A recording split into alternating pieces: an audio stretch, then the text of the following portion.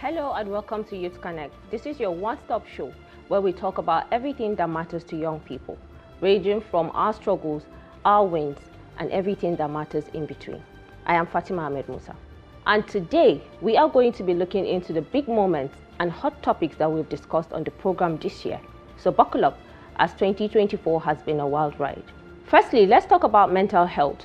Mental Health Day takes place every year on October 10th to spotlight mental health around the world, raising awareness and encouraging efforts to support those experiencing mental health issues.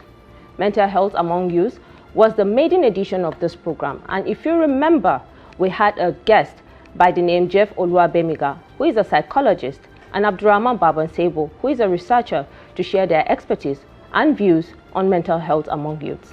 On it, we spoke about the continuous mental breakdown amongst young people, what causes it, and the way forward. Now let's take a look at that excerpt of the episode. Coach, let me start with you.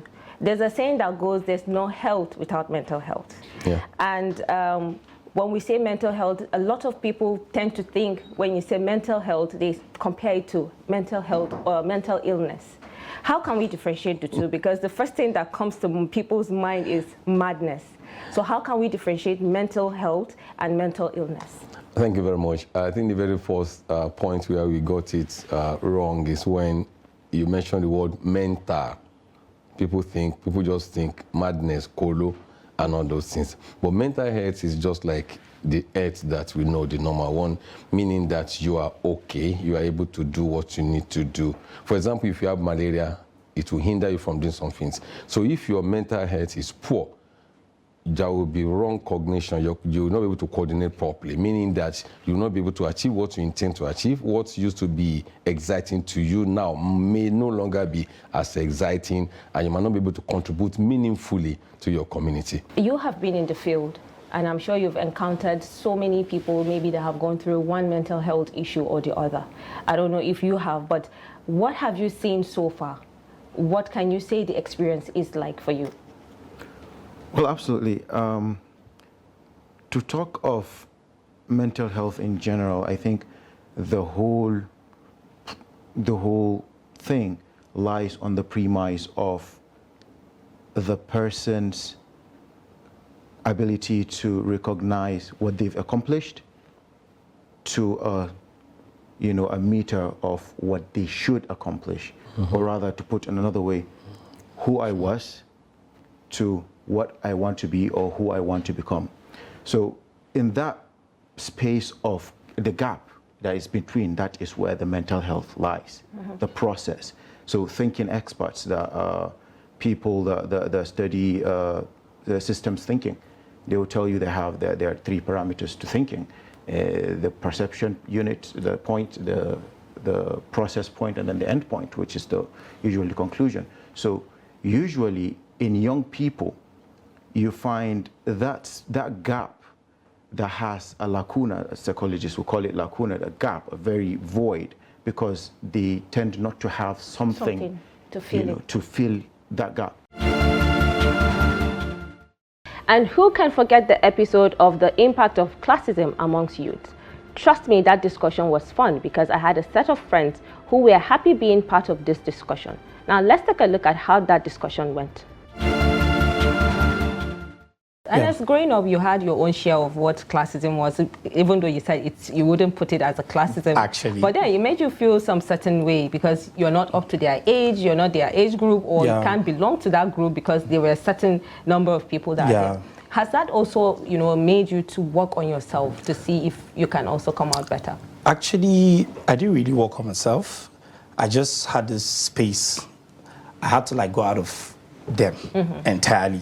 So I started a new set of friends. Exactly. So leaving them was like a heaven grace for me, actually, because I came back with a very good, exactly. Because when I got back, everybody was actually all around me. So I realized that these guys were actually not that friends for me. They were really not the friends for me. So because they were liking the new me, and it wasn't like I was doing anything different. It's just that I just realized that what they were doing wasn't good, and they realized that what I was doing was actually the best the better thing everybody could just do.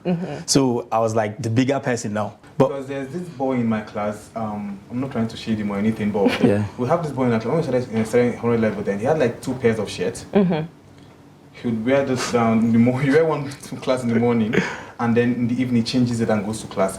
But one thing that was consistent with that guy was reading.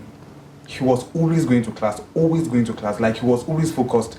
But he had little access to finance.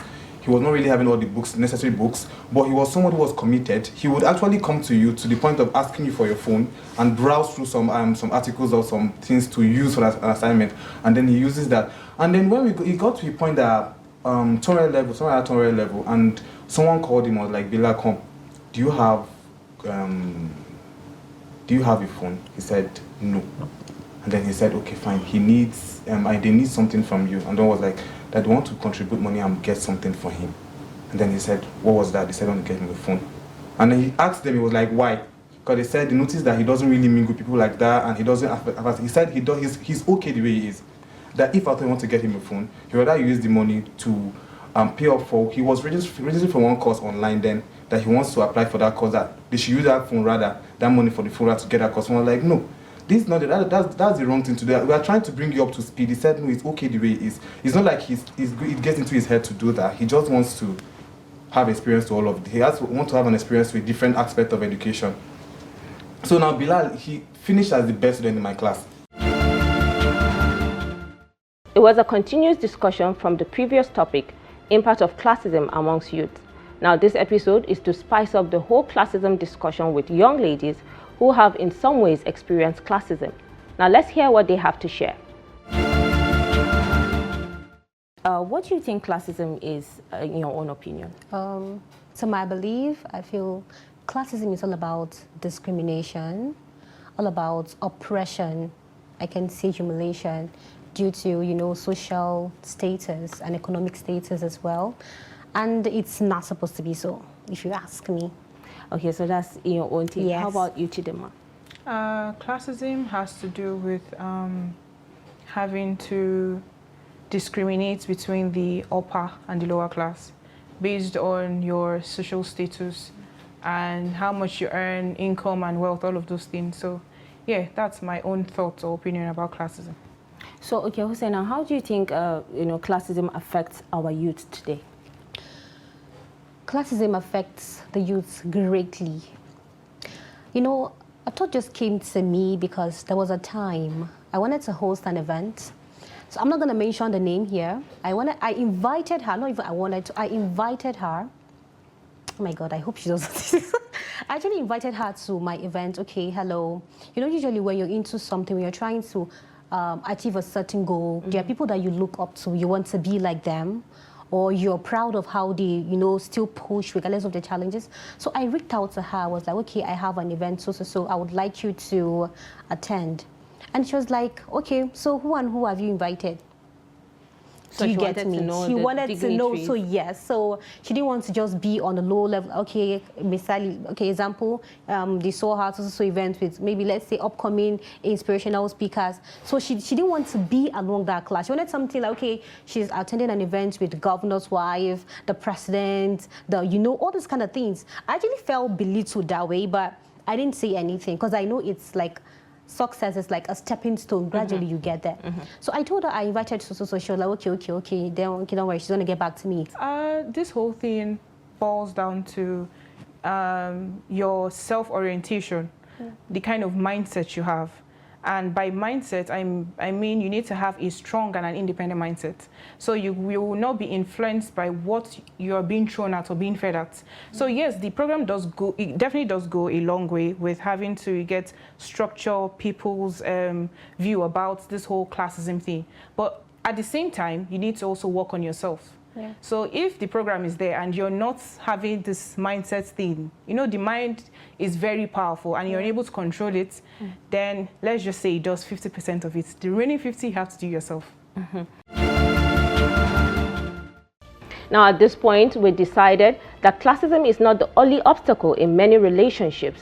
One of the guests on the next episode attributed the economic hardship as one of the contributing factors to some of the problems, and he seemed right for saying that. Now let's take a look at that. As young people, we're all created to have some form of relationship, irrespective of who is it with. Do you understand? But we have varying types of relationship. You have with your mom, you have with your friend, you have with your imam, you have with, you know, so everybody has. But talking about what young people, what affect relationship most is expectations. I think when you're forming a relationship with somebody, you have already put up your mind to what they should give you already. And I think that is where the crisis must usually come from. Because once your expectations are not met, it leads to disappointment. And when disappointment comes, it leads to some form of resentment. So I think if there's an understanding of, oh, if you're meeting me, I don't have anything to offer. You're accepting me for who I am, you know. I think that there won't be a much crisis as we're facing. But yeah, so I think that's my point. In your own opinion. So opinion. Let's come back to you, Inamdi. In your own opinion, what do you think is the major cause of relationship issues in Nigeria with today? With youth? Okay, first, from what I see on social media, I think the first problem is the economy. Okay. It has affected every single aspect of our lives, including relationships. Okay. So you see, because of economic expectations, maybe from both parties, it leads to some kind of resentment. When you don't meet expectations, it causes frustration on both sides. I think that's the first issue we have. Then apart from that, you have pressure from social media, like you mentioned. So what's your own take? You know, what are the causes of relationship issues, especially with our young people? Inconsistency. Okay. Like say for a guy and a girl, when you want to start the relationship, there's a talking stage where they get to call you like 2-3 times a day and all of that. They get to check up on you, ask about stuff that you love to do, and you know, all of these things. And then you start liking this boy or this girl because of this interest that they have in you.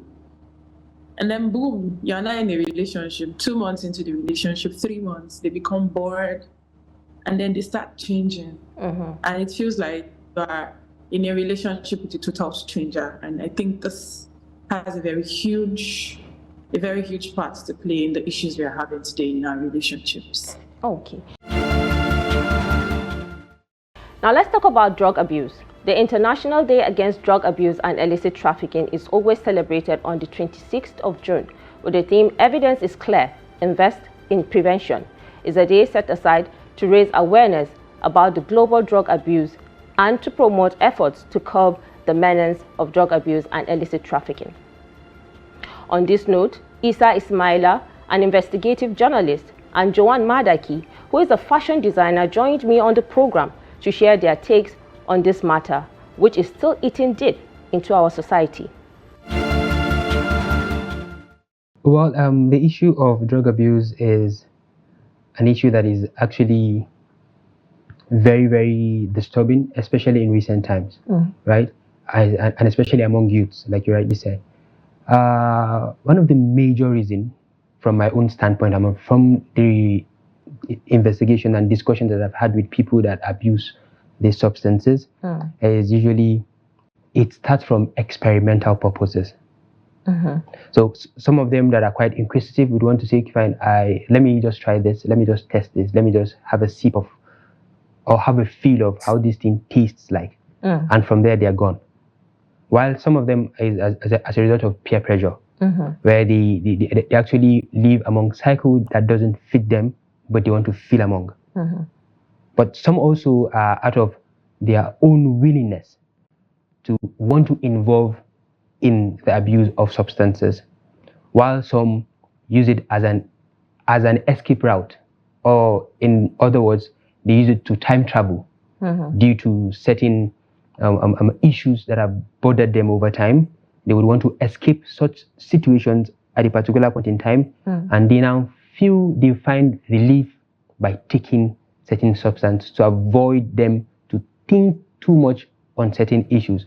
But what they don't really understand is it just takes you away for a moment, but the problem is still within you, is still around you, and is still stuck with you. You can hear what Isa has said. How can peer pressure influence, the decisions related to drug abuse, especially among our youths? Well, I would say peer pressure really, really has like serious impact on the youth, especially when you are in an environment that a lot of youth are just out there. Some are actually jobless, they don't have anything to do, and they just feel, instead of me being idle, why don't I just involve in something that, like he said, take me away? And then some do it due to depression. I'll put it like that. Because when you have a lot on your mind, you just feel when you take drugs or you abuse it, it gives you that peace and that joy that you need. Forgetting the fact that it's really, really going to affect you in a very, very bad way. Yeah. You get. And you're not realizing it early, and then you feel you're doing it to just be happy and forget about your worries. Not knowing that it's really, really having a very, very bad impact in your life. Oh, and let's not forget the Kano State Commissioner for Finance, Dr. Ibrahim Jibrin, has appealed to the National Drug Law Enforcement Agency, the NDLEA, to help the state in tackling drug menace. And also, Isa Ismaila, a former staff of Daily Trust, carried out an investigation on the escalating abuse of drugs in Kano State. It was a beautiful documentary. You should check it out on our YouTube channel. And the next episode we'll be reviewing is on the mode of dressing. I was delighted to have Hawa Ishaq Ibrahim, a fashion designer, and Moses Marcus, who is a voiceover artist, on the program to talk on why fashion can be exciting and still has some challenges for young people. Now take a look. I would like to start by asking you what inspires you, or what's your take when it comes to fashion? Okay, fashion is more like a lifestyle. It's not just about what you wear, it's not just about what you like your taste in what you wear. It's more like a lifestyle. It encompasses you as a whole person. And when you talk about inspiration of what maybe inspires my sense of fashion, comfort. Everybody has his or hers. Some people will be like, oh, they want to follow the trends. Some were like, no, they just want to do what fits them. Well, I'm part of those percentage of people that wants to do what fits them. And comfort has always been what inspires me. I love to wear things that I'm so flexible in. I feel whole, I feel myself, and that is what inspires my fashion sense. Okay, Moses, what about you? Do you follow the trends as well? I'm not a trendy person to start. But like we discussed earlier, I grew up with a sporty father, and put it like that. Till this day, he still plays sports. But taking notes from his book, I saw somebody that liked to wear something he was comfortable in every time. Shorts, track wear, whatever. You know, I followed that suit too. Basically hairstyle, but because of who I saw growing up. So yeah, I love my comfort as well. You know, just be free in whatever you're wearing. It's what you're putting on, yeah. Oh, nice. I like the whole inspiration with what everybody feels or they are comfortable in. But then let's look at the issue with our youth nowadays and how they dress. Like my introduction captures what they wear on the streets to what they post online. What do you think causes that kind of dress sense for the youth nowadays? Well, for me, I think trends sets it, and the social media that they post what they wear is where they see what they wear. Maybe from influencers, maybe artists, people generally that they like to copy. And trends is one of the major factors in fashion right now. I, as a fashion designer, can tell you so much how it has affected the choices that people make when it comes to mode of dressing. For example, they see a certain style starts to trend on social media. Everybody is sewing that kind of dress, and when they even come to you as a fashion designer, they'll tell you, oh, I want that certain thing that is so online. That is so online.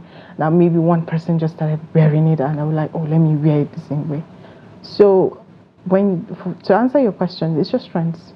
Trends set everything in fashion. Let me ask you, how do you feel when you wear a certain outfit? Does it boost your confidence or reflect your mood? Drop your comments on the comment section. Moving on to other topics, we know that with the advancement of medical technology and the influence of social media, more and more youths are turning to cosmetic procedures to alter their appearances. I was joined by Jibril Munirat, who is a fashion designer, and Khalid Wahid, a filmmaker, to give their opinions on the phenomenon that is raising questions about the impact of these procedures on youth culture. What do you think influences, youth, especially when it comes to cosmetic surgery? The society, before the media, creates certain esteem among our minds. Let me just say the youth, because I'm part of these people. There's a way you grow up in certain environment, certain society, and they make you feel like there are certain conditions, there are certain beauty standards that if you do not have, or if you do not wear, you do not join this beauty trends, or you do not fit into exactly that beauty point. They're like, oh, you don't have this, or you don't look this, and you are not fit to be called beautiful. So even before the media, the society, your peers have already inculcated that ideology that there are certain standards you have to have for you to be termed beautiful. So for me, I feel like the media aside, your society, your environment, then your personal self is a great source of what's the word?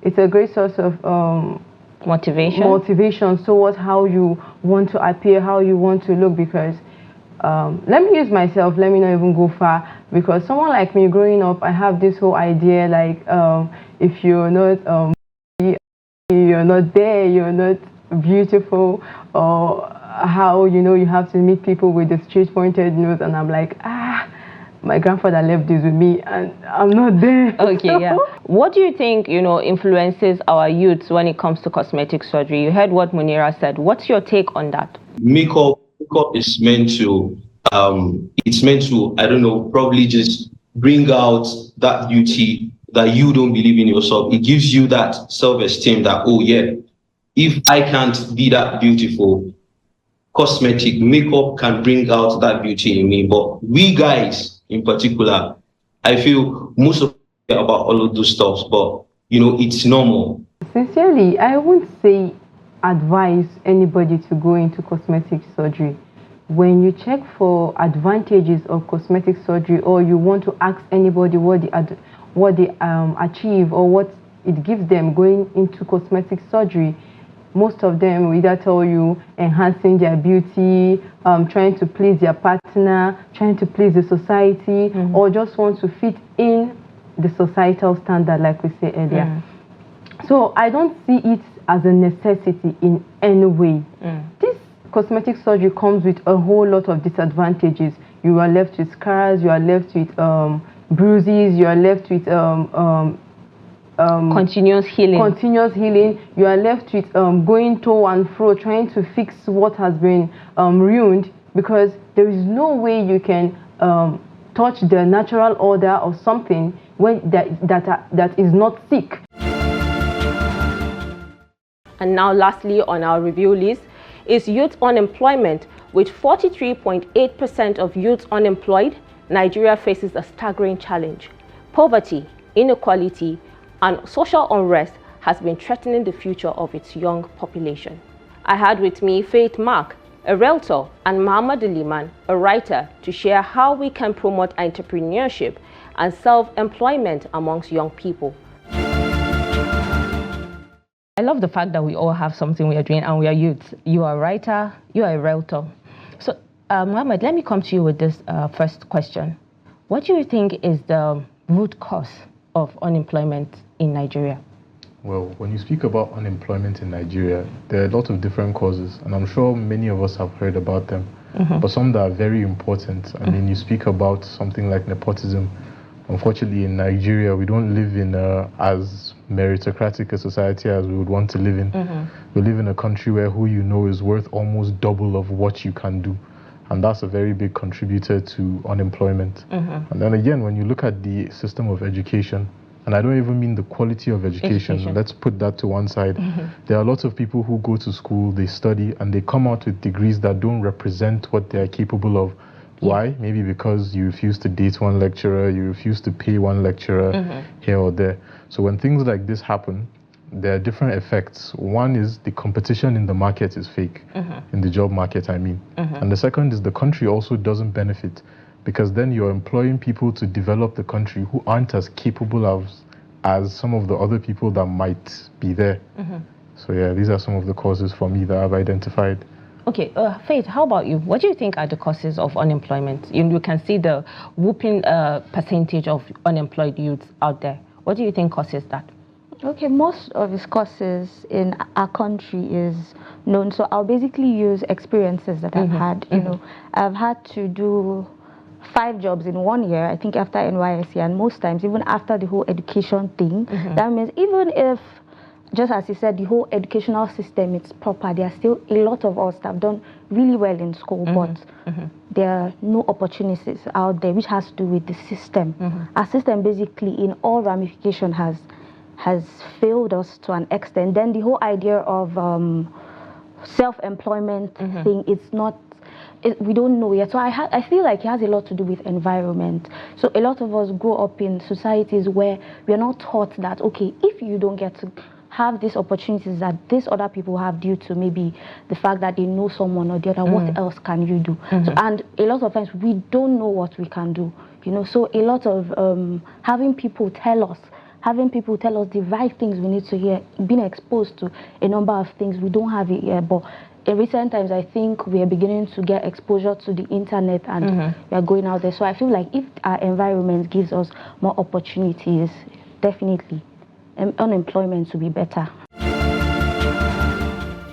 One thing is for sure, that 2024 reminded us that unemployment isn't just a statistics, it's a lived experience. And if there's one thing Nigerian youths have, is the grit, and we'll keep pushing because we know that our time is coming. Now, don't forget, we are the dreamers, doers, and change makers. Thank you for joining me all through this review. I am Fatima Musa. Stay safe.